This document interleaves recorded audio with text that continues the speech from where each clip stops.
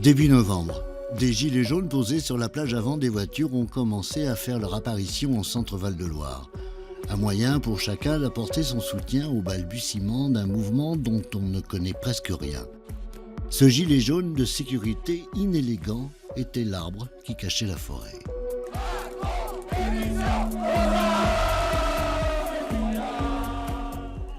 Dès le début, pour les Gilets jaunes, le moyen de communiquer et de mobiliser se passe principalement sur les réseaux sociaux.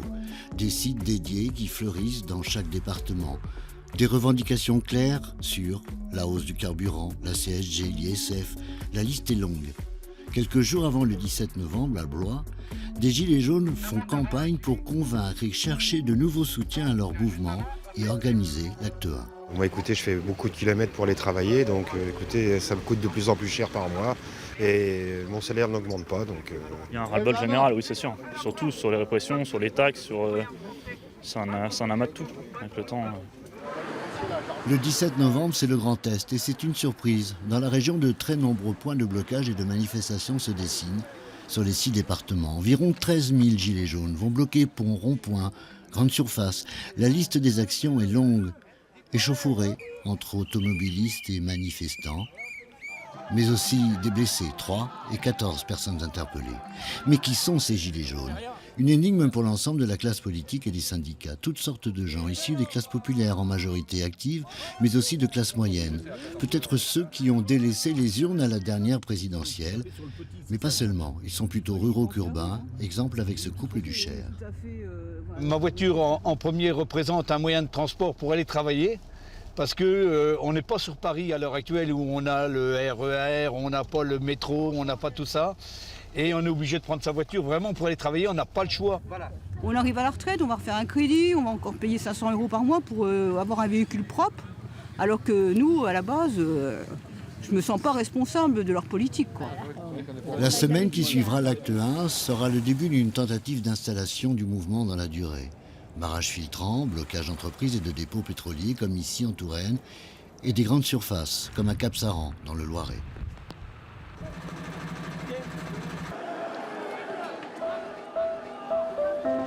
L'acte 2, c'est le premier vrai grand rassemblement à Paris. Des gilets jaunes de la région centre se sont donné rendez-vous sur la plus belle avenue du monde, au rond-point des Champs-Élysées et place de l'Étoile. C'est une vision de guerre civile.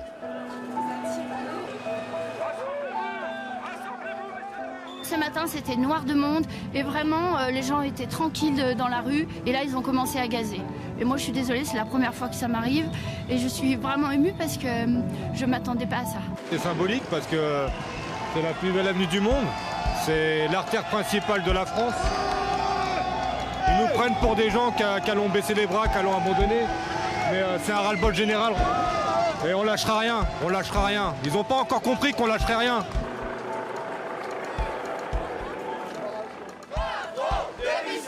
Y a-t-il vraiment un romantisme de mai 68 ? Pas vraiment. Mais en revanche, une critique sévère de la politique menée depuis 40 ans. On sent que le mouvement part dans la durée, mais c'est aussi l'apparition d'actes de violence, souvent rattrapés par des casseurs de tous bords.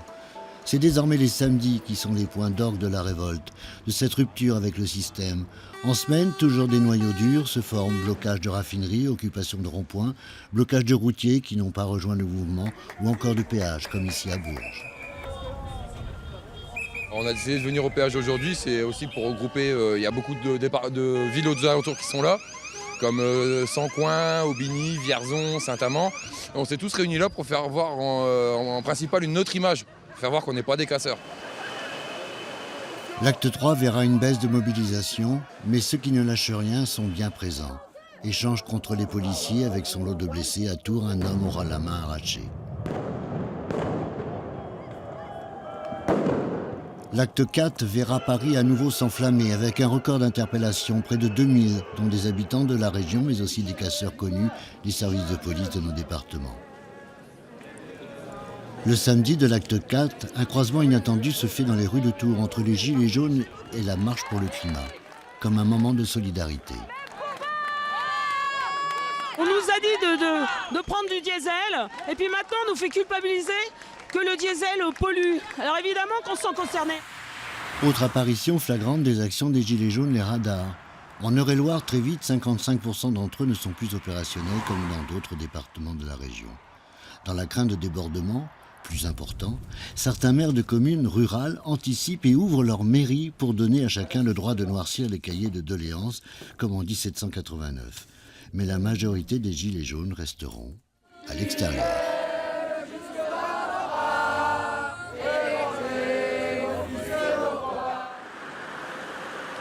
Le 10 décembre est une journée importante. Emmanuel Macron sortira de son silence à 20h à la télévision. Chez les Gilets jaunes, près de Blois, on ne se fait pas d'illusions sur le contenu. Vu comme il nous a pris de haut depuis le début, je pense qu'il va essayer de faire quelques concessions, mais ça va être loin du compte. À Fayologe, dans le Loiret, à l'invitation d'un député de la majorité, des Gilets jaunes se retrouvent au restaurant et écoutent le président. 13 minutes après et 10 milliards d'euros sur la table, on sent comme une légère cassure entre Gilets jaunes.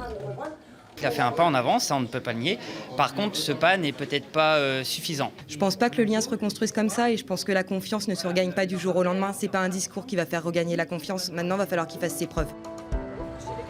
Les semaines qui vont suivre sont proches des fêtes de fin d'année. Pour les actes 5 et 6, le nombre de manifestants chute et pourtant les syndicats tentent de prendre le pas dans les cortèges. Dans le même temps, sur les ronds-points, sorte d'îlots, les noyaux durs ne lâchent rien, la fracture avec l'État s'aggrave. L'ISF est au cœur du sujet, les pauvres contre les riches, mais c'est aussi le RIC qui fait son apparition, le référendum d'initiative citoyenne.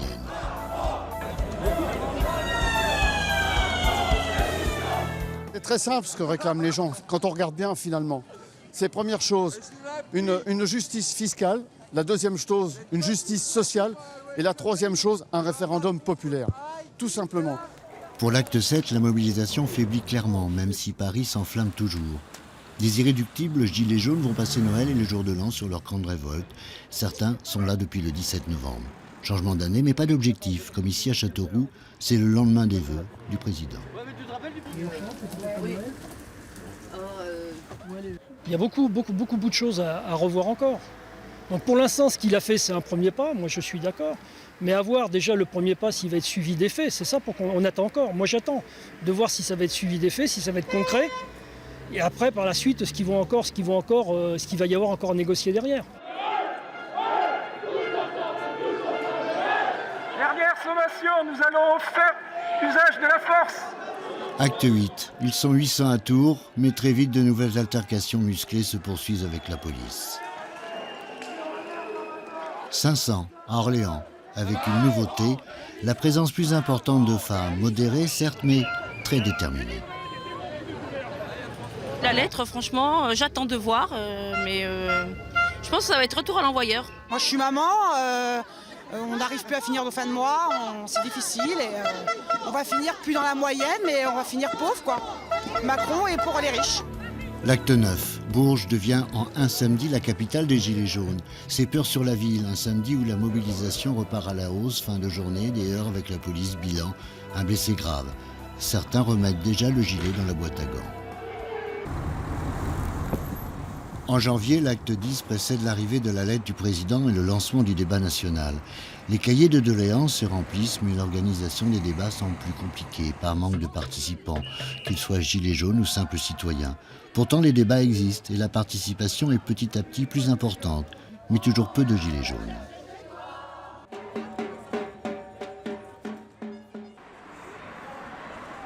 Acte 11. La baisse de la mobilisation et le manque de soutien de la population devient une réalité. Il y a une routine qui s'installe. Sercotte dans le Loiret, avec une chaîne humaine. Il manque des chaînons et il fait froid. Très froid, un peu de pluie. Ça ne nous décourage pas pour autant. Pas autant de personnes prévues. 150 ? Voilà, là on est bien.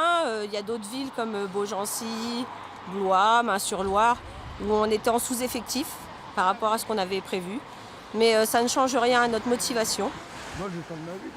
Ils en profitent aussi pour rendre hommage aux blessés, comme Jérôme Rodriguez, en pleine polémique sur les flashballs et les outils de défense des forces de l'ordre. Si vous voulez bien, cachez-vous l'œil quelques secondes. En hommage à lui, cachez-vous une main.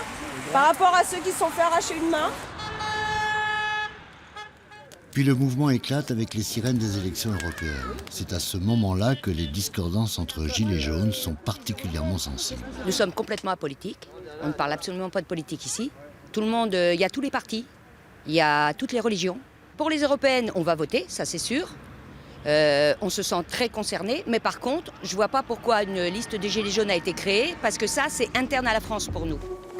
Résultat, à Montargis, les Gilets jaunes reçoivent la visite de Luigi Di Maio, le numéro 2 du gouvernement italien. Les Gilets jaunes désormais se divisent, les extrémistes sont plus déterminés et les pacifistes s'affaiblissent. Acte 12. Nouveauté. La communauté Gilets jaunes cherche des grandes villes comme plateforme de rassemblement, comme Tours et Châteauroux. Mais les Français, depuis plusieurs samedis, sont les témoins parfois énervés des débordements en tout genre et de la violence hebdomadaire. Alors on axe sur la sécurité et l'organisation, comme ici à Châteauroux. On parque le cortège. Alors je vois des médecins de sécurité qui se mettent tous tout le long du côté. On va avancer un peu. On arrive sur une petite rue. Et comme vous voyez, il y a des voitures qui sont garées à gauche et à droite. Et on va éviter qu'il y ait de la casse, surtout sur la voiture de la population. Et puis on fait attention, c'est quand même notre ville. Voilà. On les invite à venir, mais aussi qu'il faut qu'ils fassent attention à notre ville aussi. Actes 13 et 14. En France, le samedi, désormais, c'est Gilets jaunes. Irréductibles, ils ne lâchent rien. Mais l'opinion publique semble vouloir en finir, tourner la page. Si les rendez-vous parisiens perdent de l'intérêt par la trop grande présence de casseurs, c'est les territoires qui reprennent la main, comme ici à Beaugency, où les femmes ouvrent le cortège. Il n'y a pas de démobilisation pour vous? Pour moi, non. Elle change, elle se modifie, elle se structure, mais il n'y a pas de baisse de mobilisation. Il y a des gens qui n'étaient pas là au 17 et qui sont là aujourd'hui. Donc j'estime que c'est gagné pour nous. On nous casse quand même du sucre, beaucoup de sucre sur le dos. Donc certaines personnes ont peur de la violence, donc ne viennent plus. D'autres trouvent que c'est peine perdue parce que qu'on nous enfume avec le grand débat et puis qu'il n'en sortira rien. Donc les gens perdent beaucoup de motivation, quoi, en fait. Acte 15 à Chambord. Le soleil est de la partie où on est venu en famille. Un soleil qui annonce le printemps, mais aussi cette volonté de prouver leur démarche pacifique comme les Gilets jaunes des premiers jours. Ils pique-niquent là où Emmanuel Macron a fêté son anniversaire. Clin d'œil. Nous aussi, on a le droit de venir à Chambord. Et c'est convivial, il y a plein de monde. Et c'est aussi pour l'image des Gilets jaunes en même temps. Donc à chaque fois, on dit qu'on est des casseurs, des trucs comme ça. C'est pour faire montrer qu'on est bien... Voilà, qu'on n'est pas pacifistes, qu'on n'est pas des casseurs. Avec les Gilets jaunes, tout est possible. Sur place, ils reçoivent le soutien du prince de Bourbon-Parme. Moi, je suis là au même titre que tous les gens qui sont là. Je suis français et je suis gilet jaune, mais gilet jaune du départ. C'est-à-dire ni de droite, ni de gauche, ni d'en haut, ni d'en bas. Essoufflement du mouvement ou pause, il semble que la lame de fond est prête à revenir. Mais comment ? Les Gilets jaunes, un mouvement populaire sans précédent, de ceux qui travaillent et qui ne peuvent plus boucler leur fin de mois.